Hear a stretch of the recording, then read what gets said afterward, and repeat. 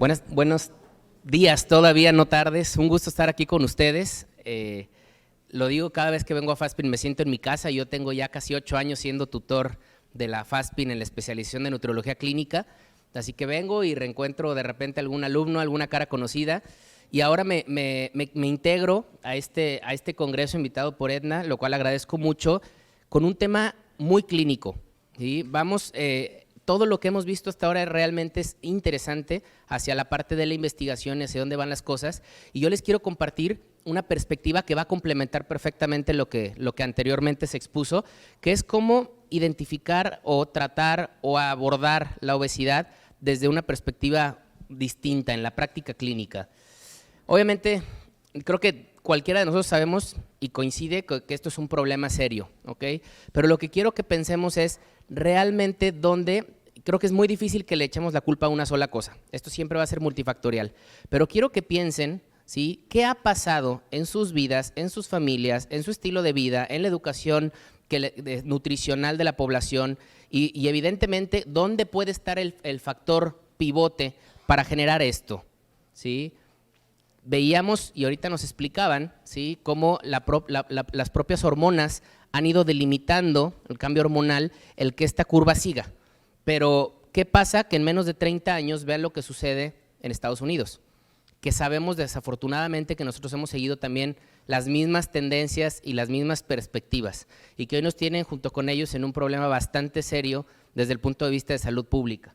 Cuando uno ve estas gráficas y ve que siguen agregando colorcitos porque ya no cabe y que algunos estados de la Unión Americana inclusive ya tiene una población con prácticamente 3 a 4 de cada 10 obesos, ¿sí? Pues estamos hablando que en tan poco tiempo, ¿qué pudo haber cambiado? ¿Cambiaron los genes? ¿Cambió la expresión de los genes? ¿Cambió el estilo de vida? Cambiaron varias cosas. Los genes seguramente no, pero la expresión de los genes por el estilo de vida muy probablemente sí, porque es una realidad absolutamente distinta. Y en México evidentemente tenemos situaciones muy lamentables, ¿sí? Lo comentaba ayer también con el doctor Diego, mi tocayo, cómo la obesidad infantil es un tema que nos está condicionando un futuro no solamente desde el punto de vista clínico, sino desde el punto de vista, digamos, de como país, inclusive la viabilidad económica del país puede estar en riesgo por el hecho de cómo estamos, lo que vamos a cosechar en los próximos años, cuando vemos que la obesidad infantil no está disminuyendo, realmente ha estado creciendo.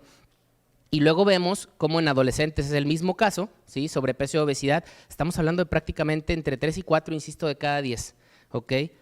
Y como en adultos también hemos ido ya inclusive metiendo la categoría de obesidad grado 3, ¿no? Dentro de la estadística, y si comparamos 2006, 12, 16, cada vez que se hacen estas encuestas, pues realmente no estamos llegando a la raíz del problema. Las cosas siguen igual o incluso un poco peor, ¿no?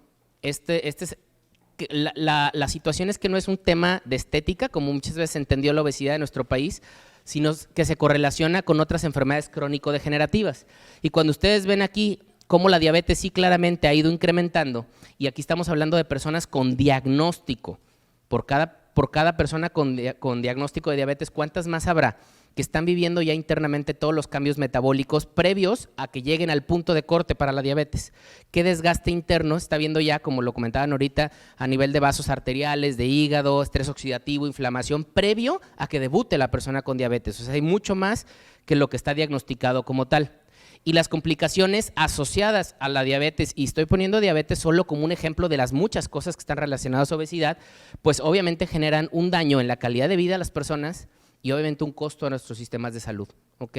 En todo sentido. Este incremento tan importante que está habiendo, insisto, no es solamente con diabetes, sino con cualquier tipo de condición crónica, y esa palabra es muy dura. O sea, es algo que es una etiqueta que le ponemos al paciente, ¿sí? Donde muchas veces le decimos, nada más te vamos a controlar, no hay forma de que esto revierta. Ese es el concepto con el cual hemos crecido, y pues ahí nos vamos a marear a ver cómo te va. Y si esto empezó, como también ya lo comentaban previamente, desde la etapa infantil, desde niños están expuestos a más estrés oxidativo, inflamación, etcétera, obviamente el deterioro va a ser mayor, y esto también tiene consecuencias bastante serias en la población. La obesidad, ahorita mencionaban 13 cánceres, mencionaban muchas cosas, inclusive tiene que ver con enfermedad renal, tiene que ver con problemas hepáticos, hoy en día es de las principales causas de problemas hepáticos, pero en general tiene un impacto sistémico. Entonces tenemos que entender que tenemos un enorme problema en las manos.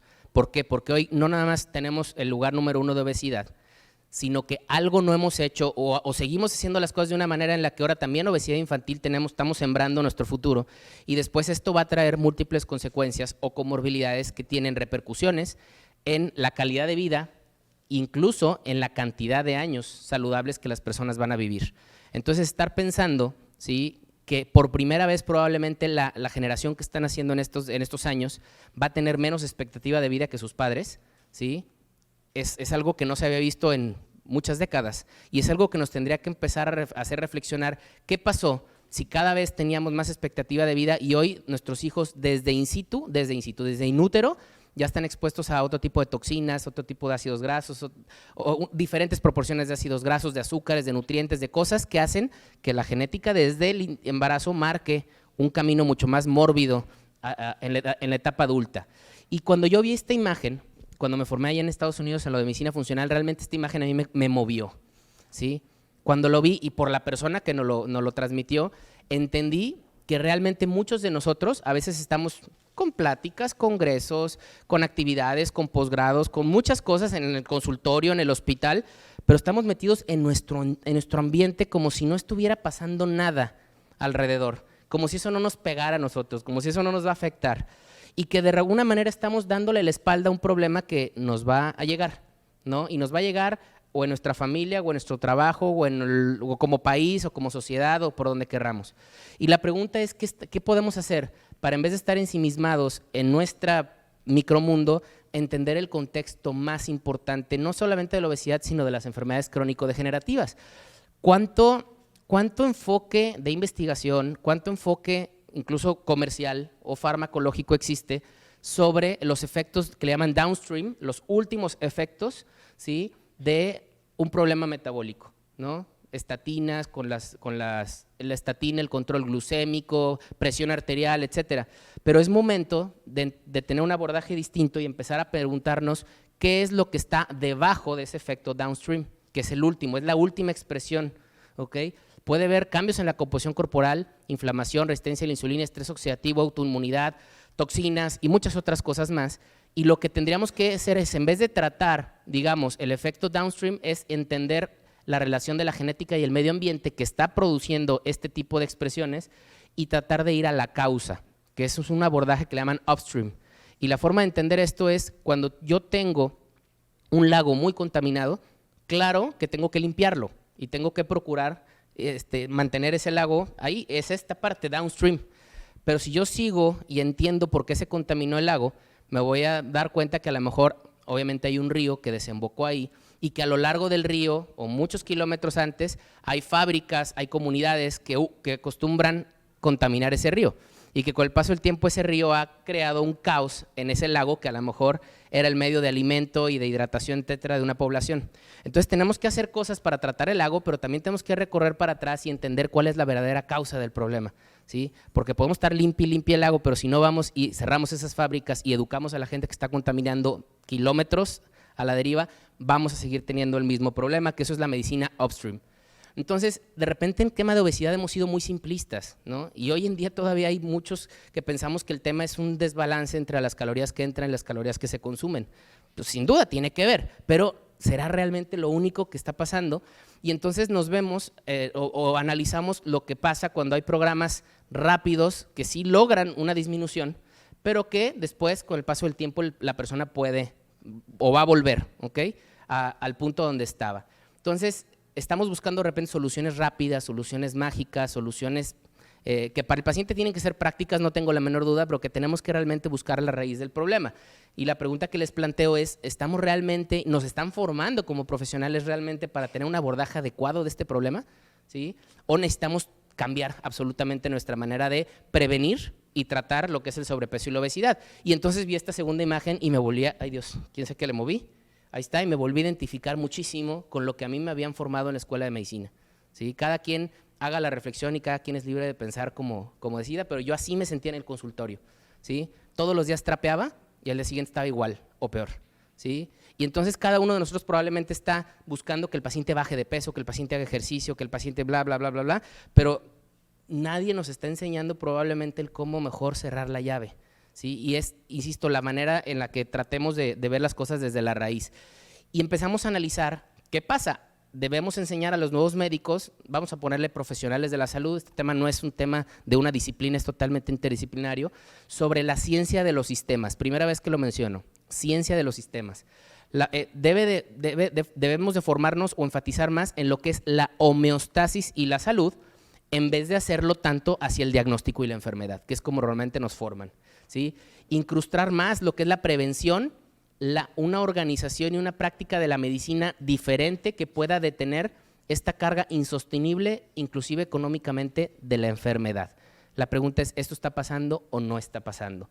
Y entonces, esta otra frase realmente me llegó a mí. No es lo que no sabes lo que te mete en problemas. Como vieron toda la mañana, hay conocimiento y va a seguir habiendo y vamos a seguir descubriendo cosas, ¿sí? Pero el problema realmente es en lo que en teoría sabemos con certeza y que no era así, ¿sí? Cuando damos por hecho es que así me enseñaron, es que a mí me dijeron así, es que mi profesor así lo ha hecho, es que a mí me ha funcionado. Ahí, cuando creemos que ya lo sabemos, está el problema. Lo que no sabemos nunca va a ser un problema porque siempre tendremos la oportunidad de aprender, pero reinventarnos, reenfocar, cambiar de raíz la manera en la que nosotros tratamos un problema tan serio como la obesidad ha sido realmente un reto para nosotros. Entonces, lo que se trata del abordaje funcional tiene que ver con la biología de sistemas, ¿ok? Y cuando hablamos de biología de sistemas, quiere decir que son sistemas mucho más complejos. Ya vieron muchas redes de conexión, que ahorita les voy a mostrar más, que existen al respecto de este problema. Muchas veces la propia investigación, ¿sí? Cierto tipo de investigación, yo no soy ningún experto en esto, pero aquí hay gente que sabe mucho del tema, ¿sí? Tiene un enfoque bastante reduccionista y para demostrar el efecto de una cosa tienes que controlar todas las demás. Pero resulta que en la vida práctica, en la realidad, así no es, ¿no? En la realidad están todas esas cosas ahí y cada factor mueve, es como una bola de billar que pega y genera un efecto sistémico. Entonces, necesitamos entender que no hay un solo abordaje, sino que tenemos que integrar abordajes. No es demostrar si la dieta cetogénica es buena o mala, es la dieta cetogénica más el ejercicio, más que la persona duerma, más que la persona se suplemente, más, y es cuando puedes realmente mover el sistema. Entonces, la práctica clínica, ¿sí? Debe de conjuntar investigaciones que pueden ser discretas, pero donde de repente uno puede integrar diferentes cosas en un solo paciente, no en una enfermedad. Ahorita vamos a ir entendiendo un poco más esto, ¿sí? Obviamente necesitamos hacer otro tipo de investigación que permita ver cómo un abordaje completo, multidisciplinario, integral, de raíz pueda traer un beneficio. Pero tu mejor control es tu propio paciente, porque uno ve cuando las cosas cambian de raíz, cómo con el paso del tiempo evoluciona mucho mejor en todos los sentidos. Y realmente la medicina está hoy en día en una etapa donde explotó de información. Irónicamente nosotros peleamos todo el tiempo de que al médico no se le enseña nutrición, ¿sí? Y por ende no sabemos de nutrición, ¿ok?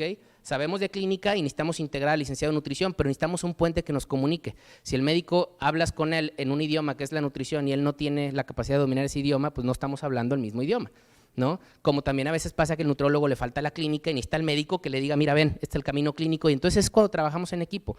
Pero fíjense, peleamos porque metan la cátedra de nutrición y lo primero que te dicen los coordinadores, ¿sí? Es ya no cabe más en el programa, porque ahora tenemos que enseñar de genética y tenemos que enseñar de biología molecular y tenemos que enseñar de, ¿no? Y si cuando uno empieza a entender los aspectos también sociales, emocionales, incluso económicos del sistema de salud, en el que vamos a salir de la teoría del salón a la práctica allá afuera, a tratar de cambiar la vida de las personas, nos damos cuenta que la medicina ha evolucionado de una manera muy, muy compleja.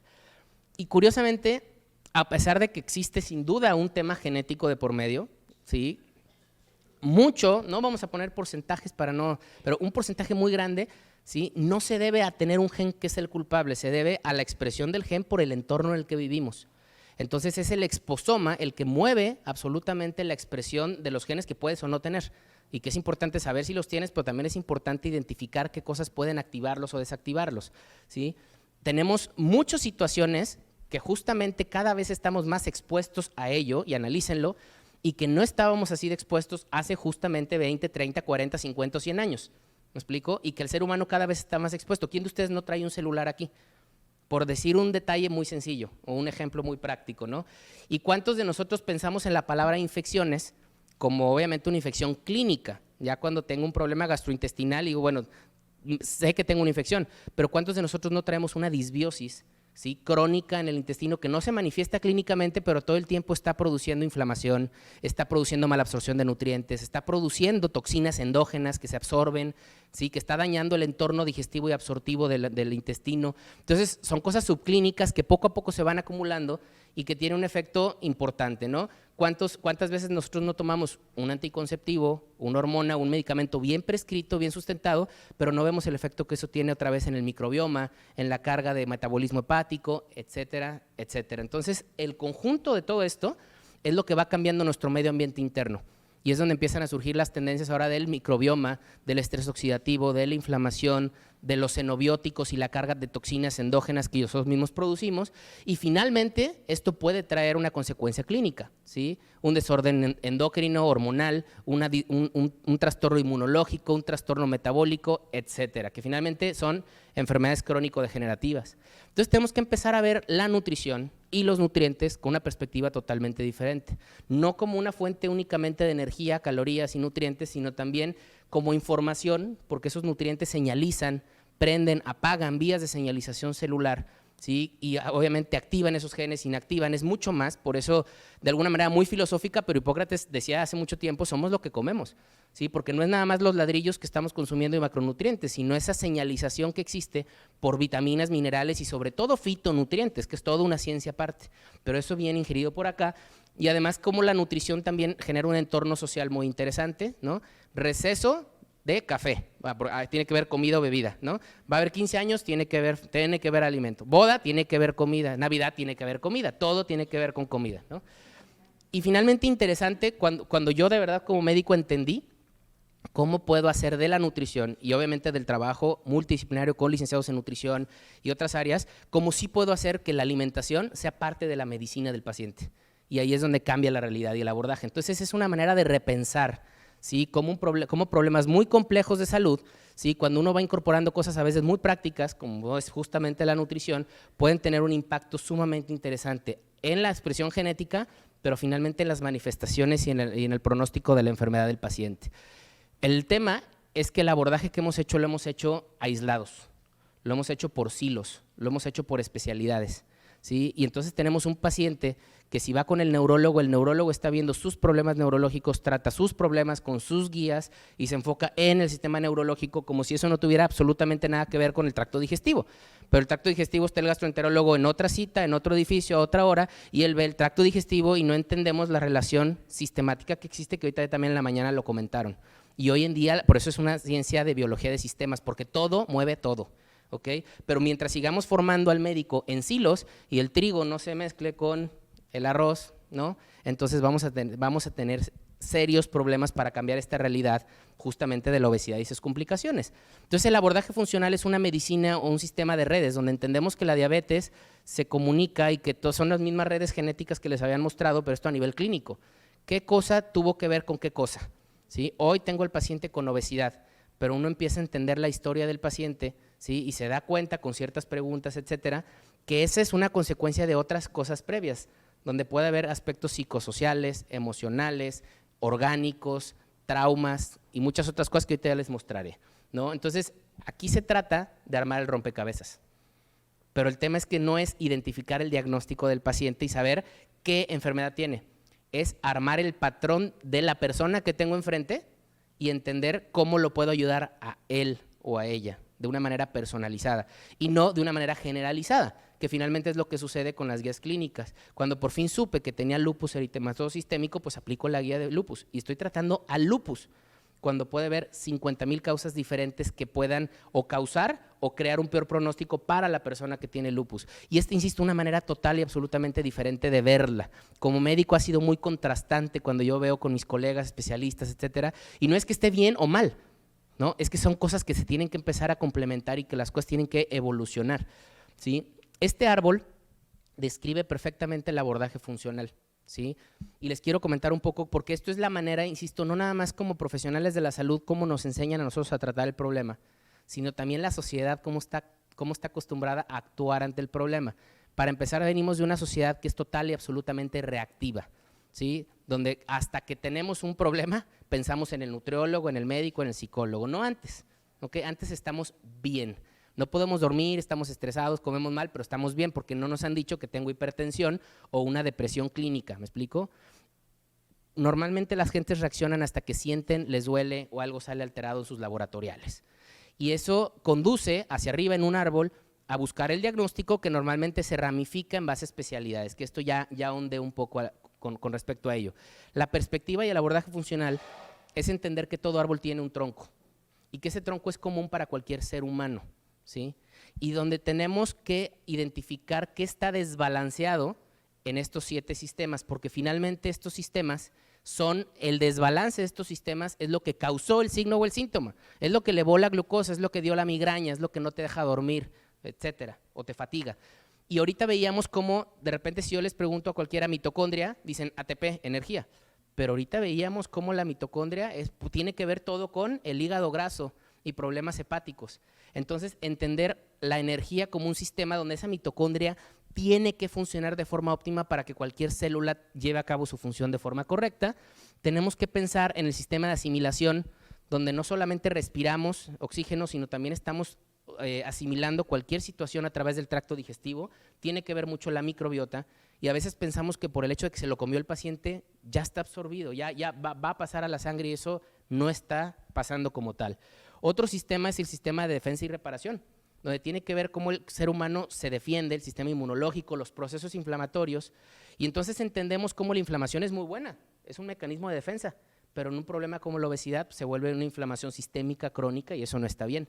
Y cómo impacta en esa red de patrones lo demás. Ejemplo, yo tengo un proceso inflamatorio como es la obesidad, y qué tanto puede mover eso el sistema de comunicación, que es donde están las hormonas y los neurotransmisores y los defensores inmunológicos. Tendrá que ver la obesidad entonces con un proceso inflamatorio que cambie las hormonas, genere la resistencia a la insulina, etcétera, y entonces una cosa va llevando a la otra, y entender, insisto, cómo está armado todo ese patrón nos va a permitir ayudar desde raíz al paciente.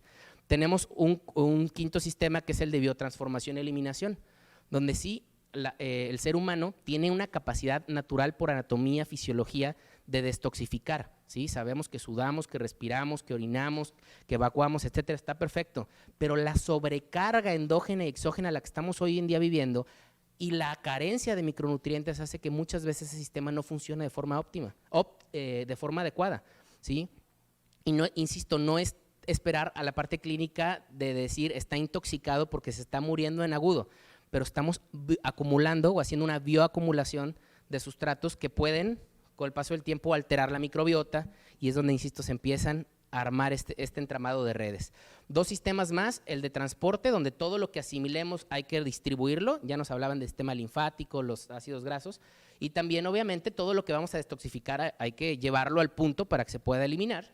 Y lo último es muy interesante porque lo estamos acostumbrados a ver la integridad estructural desde lo macro, ¿no? Articulaciones, huesos, músculos, pero luego cuando empezamos a entender, ¿no tendrá que ver la sensibilidad de la insulina con una membrana celular no fluida, como debería ser, por lo que comemos y por el estrés oxidativo? Es un ejemplo nada más. Entonces, la misma energía en una mitocondria, que ya vieron cómo se puede edematizar, pues eso es un daño a la integridad estructural de la mitocondria.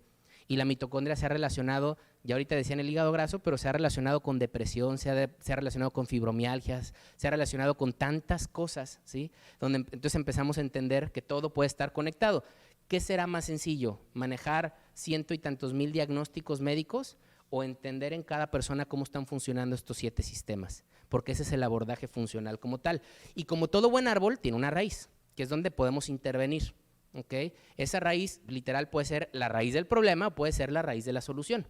Y vemos que está la parte genética, que no tengo la menor duda que tiene un rol, ¿sí? Y cada vez lo vamos a entender más, pero donde inclusive influencias mentales, emocionales y espirituales, creencias, actitudes ante la enfermedad de la persona hacen que los genes se activen o no se activen, ¿sí? Y cómo la persona piensa que la obesidad, que el niño gordito es un niño sano, es una creencia, por ejemplo, donde ayer comentábamos, todavía a los papás les da pena llevar al niño al nutriólogo porque piensan que no pasa nada. Son creencias que afectan el sistema de salud o el sistema de salud de enfermedad.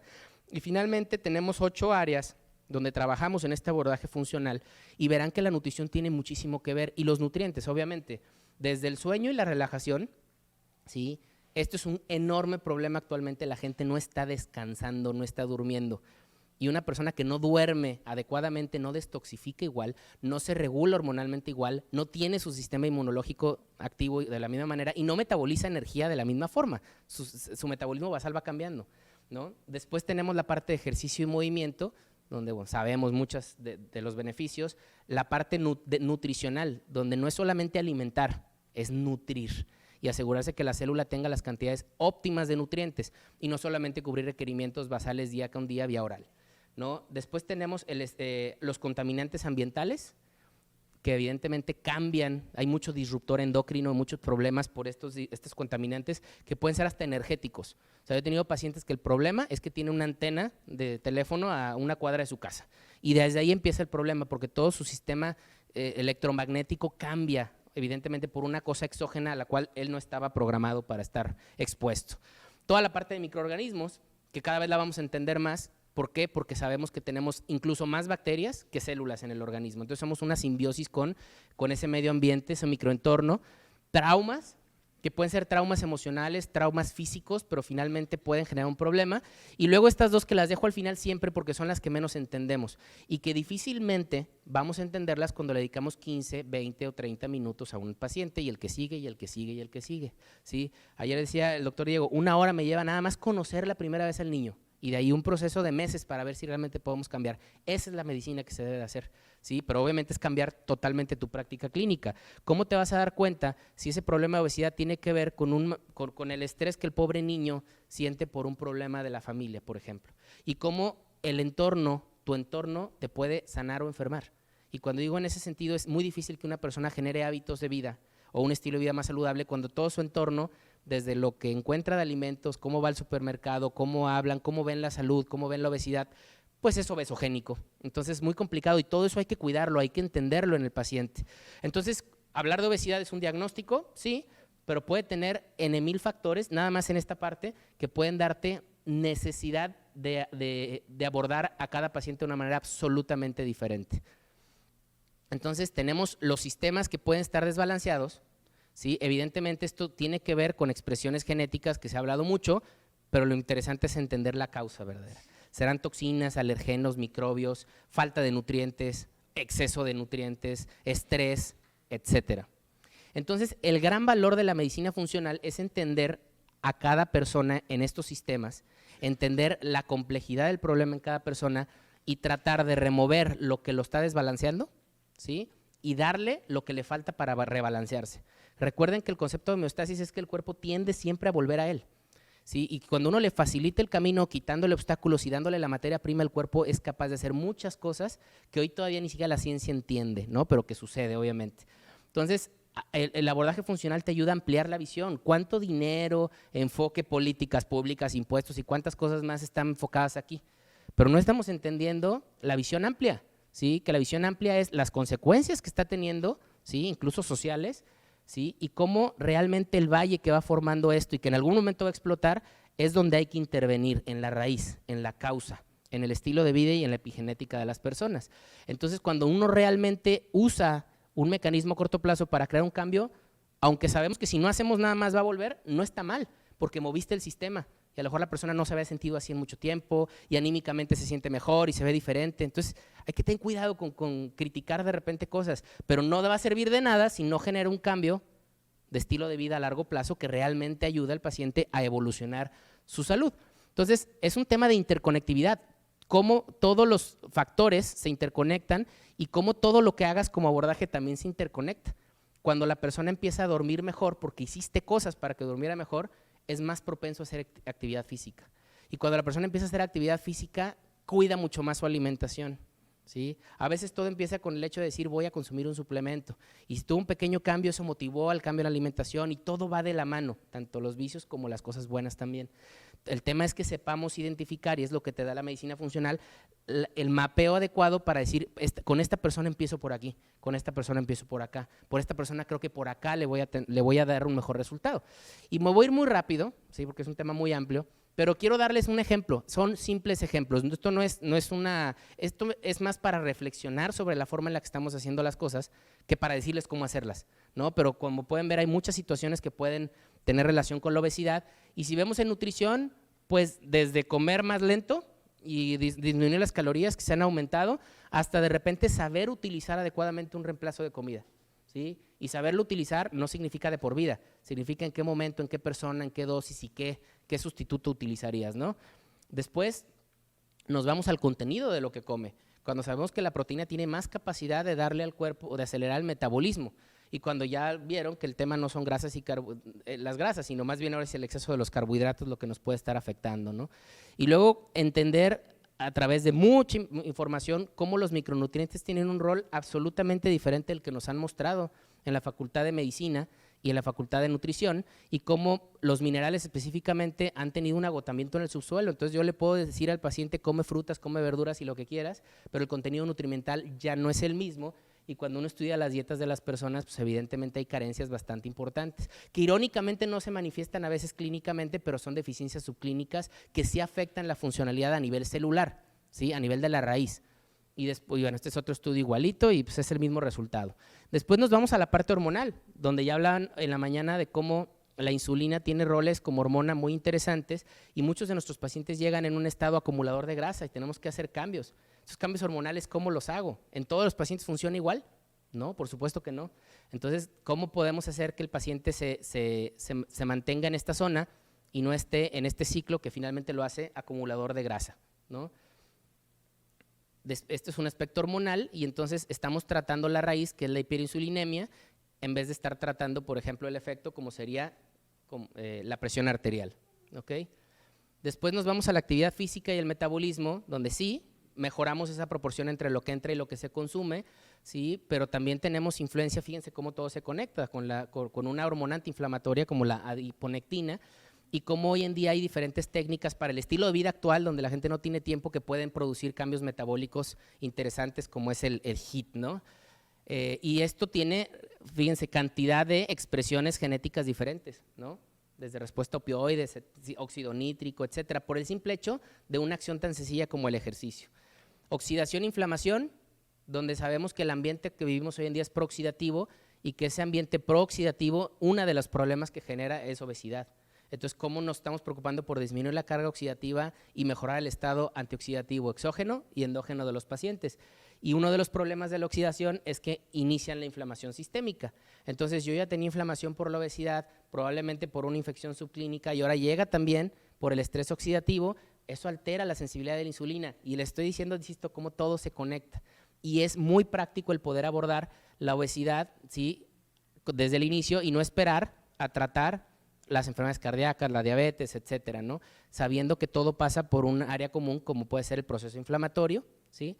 Y cuando vamos a microbiota, el estilo de vida cambia la microbiota, y esa disbiosis puede llevarnos a un montón de problemas, ¿sí? Insisto, eso es at a glance, es información para que se dé una idea de lo rico y lo vasto que es cuando uno aborda las enfermedades desde otra perspectiva, y sabes que la microbiota puede alterar el metabolismo energético de los pacientes, ¿ok? Y cambiar la manera en la que los nutrientes se metabolizan en cada persona.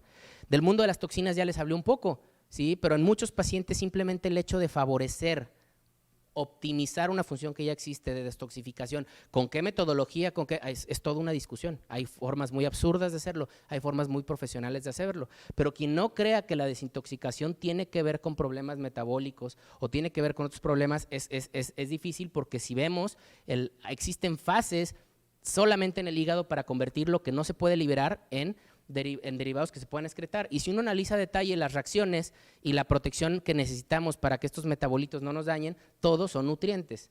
Y muchas veces formas de detoxificar no aportan esos nutrientes y hacen más daño que beneficio. Pero cuando uno aporta esos sustratos naturales y esos nutrientes, puede favorecer un proceso que les puedo asegurar que en muchos pacientes está bastante deteriorado. Finalmente, sueño, estrés. Cuando sabemos que tenemos mente, cuerpo y espíritu, que somos seres humanos mucho más que células y que genes, ¿sí? Y que todo esto también altera los neurotransmisores, altera las hormonas, y va generando efectos cada vez más sistémicos, ¿ok? Entonces, el abordaje, ya para ir concluyendo, es una nueva arquitectura de cómo evaluamos y pensamos un problema crónico. No es una medicina alternativa, no es un suplemento, no es una nutrición, un nutriente funcional. Es un abordaje totalmente distinto, donde lo que vas a tratar es buscar la causa que afecta la expresión genética y entender cómo están funcionando esos sistemas. Tú te haces ciertas preguntas, que es todo un abordaje específico, ¿sí? Identificas con eso los desbalances, mapeas qué está funcionando bien, qué no está funcionando bien, qué funciona de más, qué funciona de menos, ¿sí? Y te das cuenta qué ingredientes necesitas meter a esa receta de tratamiento personalizado para que a esa persona le vaya mejor, ¿ok? Por eso es un abordaje predictivo, ¿sí? Preventivo, participativo, la persona tiene que involucrar y sobre todo es personalizado. Tratamos personas y no tratamos enfermedades. El precepto que llevamos es la individualidad bioquímica, ¿sí? Cada ser humano es diferente bioquímicamente y muchas veces por no entender esto concluimos que cierto nutriente no sirve, como lo que acaba de salir, que el omega 3 no funciona para enfermedad cardiovascular. Son absurdos porque ni siquiera entendemos que cada ser humano necesita cosas diferentes, ¿no? En fin, tenemos una atención centrada en el paciente, no centrada en la enfermedad. Entendemos que todo en la vida es un balance dinámico, lo que hoy te sobra, mañana te falta y hay que estar todo el tiempo al pendiente de estos detalles y que todo está conectado. Y finalmente también algo que me gusta mucho, la parte preventiva, es no nada más esperar a que la persona esté enferma, sino involucrarse desde la parte preventiva y ver la salud como algo positivo. Y es proactivamente y no reactivamente cómo introducir estilos de vida para que una enfermedad de un papá, por ejemplo, pueda ser un ejemplo para que el niño tenga un estilo de vida diferente y cambie todo el entorno familiar. ¿Okay? 2 preguntas. ¿Esta persona necesita deshacerse de algo? ¿Le sobra algo? ¿Le está afectando algo? Y la otra es, ¿a esta persona tiene todo lo que necesita para su problema, para la situación clínica que tiene hoy en día? Y de lo primero que podrías deshacerte es de cualquiera de estas cosas, ¿sí? ¿Y cuántas veces alguien de aquí se ha medido metales pesados en su organismo? Es impresionante, ¿eh? Y a lo mejor tienes atascado de mercurio y no te pasa nada. Y otra persona tiene poquito mercurio y ese fue el factor que así lo empujó al problema crónico. Por eso hay que tratar a las personas y no solamente diagnosticarlas. Microbios, toda la microbiota, el estrés y obviamente la pobre dieta de Standard American Diet, que es patética, ¿no? Carente de nutrientes y rica de cosas que oxidan e inflaman.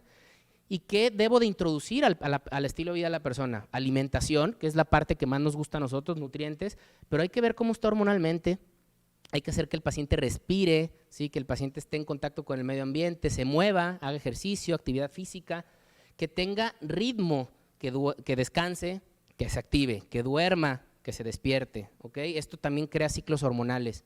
Que esté rodeado de gente conectada con gente más saludable es fundamental. La medicina actualmente debe de conectar a los pacientes y no tratarlos de forma totalmente aislada cada uno de ellos, ¿no? La comida que ustedes coman puede ser la forma más segura y poderosa de medicina o puede ser la forma más lenta de veneno.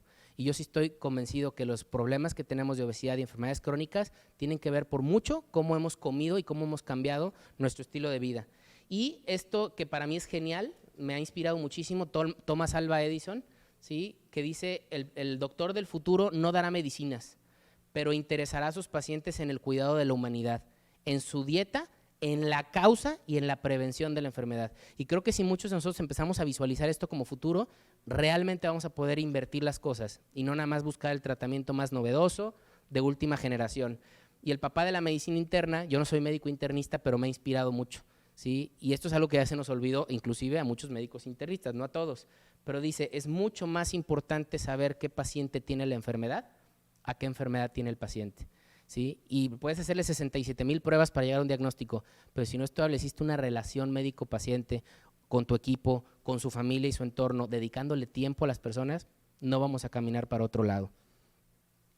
Ya me despido con esto, los quiero invitar, yo también quiero invitarlos a algo. Y es que justamente hay que aprovechar el foro, sin duda. No, bueno, es un foro académico, ¿no? El Congreso FELAMPE es un congreso latinoamericano de todo esto que les hablé, nutrición clínica, metabolismo, hospitalario, no hospitalario, etcétera. Y créanme que es un congreso que más o menos viene cada 20 a 25 años a nuestro país, ¿no? Por las reglas que tenemos. Entonces, vale mucho la pena que lo aprovechen. Este congreso es en Guadalajara, ¿sí? Es en 15 días y les puedo asegurar, ya hemos hecho mucha difusión, muchos de ustedes ya están hasta inscritos, pero les puedo asegurar que es de esas decisiones que vale la pena, ¿sí? Ir porque van a tener contacto, como lo hemos tenido aquí, yo he conocido a muchas personas valiosas, son 240 profesores de más de 20 países, ¿sí? Es un foro donde van a tener un tipo de temáticas de interacción muy distinta a lo que normalmente suele ser un congreso Y a mí en lo personal, yo conocí en este congreso a la FASPIN en el 2010 en Paraguay, de ahí surgieron muchas otras cosas, gente que ha ido a rotar. Entonces es donde uno empieza a conectar, donde uno empieza a hacer networking, donde uno empieza a preguntarle al otro, ¿tú cómo lo haces? ¿Y cómo es en Perú? ¿Y en Chile por qué sí lo hacen así? ¿Y tú has aplicado algo de nutrigenética? ¿Sí? Y es donde realmente te revolucionas, porque conectas la teoría con la práctica. Van a tener un área que se llama Nutritlán, por aquí lo ven, extraordinaria para hacer ese tipo de networking y llevar la teoría a la práctica, ¿sí? Y como se darán cuenta, pues hay muchísimas organizaciones muy serias, entre ellas el Colegio Mexicano de Nutriólogos, universidades, Obesity Society, ESPEN, ASPEN, la MENAC, en fin, N cantidad del Colegio de Nutriólogos de Jalisco que están participando. Así que es un foro que difícil. Perdón. Texas Biomedical Research Institute, y lo voy a decir completo porque no se enoje. Southwest National Primate ¿se dice? Primate Research Center. No, obviamente el doctor Bastarrachea y un grupo de gente que nos ha apoyado en esta parte metabólica. Entonces, bueno, es amplísimo. Los invito a que bajen la app, FELAMPE 2018, que vean los temas, los profesores, y se darán cuenta por qué con tanto entusiasmo les comento esto. No lo dejen ir, porque yo en lo personal, insisto, a mí me ha cambiado la perspectiva absolutamente, y el enfoque es muy hacia el futuro. De hecho, si alguien fue muy observador, dice integrando hoy la nutrición del mañana. O sea, el tema no es repetir lo que hemos venido haciendo, sino hacia dónde van las cosas y qué tenemos que empezar a hacer hoy, sembrar hoy y cambiar hoy en lo que hacemos, como el abordaje de la obesidad, para tener un futuro más saludable y una vida profesional más digna. Muchas gracias a todos por su atención.